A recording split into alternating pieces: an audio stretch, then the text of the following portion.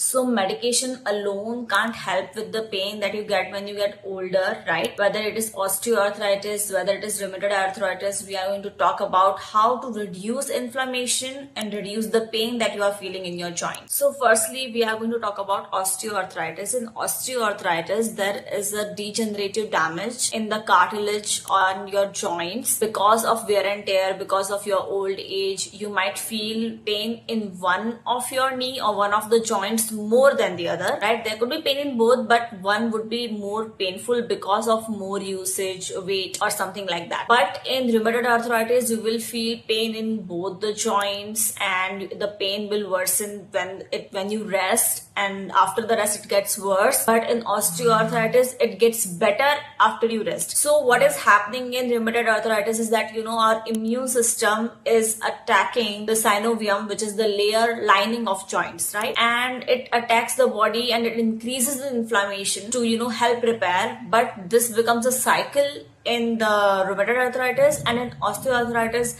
it is not a cycle. It helps actually in getting better. But the key is that both get inflammation, or both the joints turn red. There is enzyme inflammation, enzymes are released, fluids are released, so fluid get retained and all of this issue. So how do we correct it? So first of all, start introducing food which has anti-inflammatory properties, like having turmeric milk with black pepper, as it increases the absorption of turmeric, curcumin that is inside the turmeric, right? And secondly, you can have ginger tea during the day. And one of the best thing that you can have is eating jamun. It has good uric acid reduction properties, so it helps in turn. What to avoid is processed sugar, so tomato and brinjal as well, because they might increase the uric acid production and all of that, so please avoid that. Other than that, of course, start stretching, do some yoga, help your body to get better faster by exercising. I hope this helps.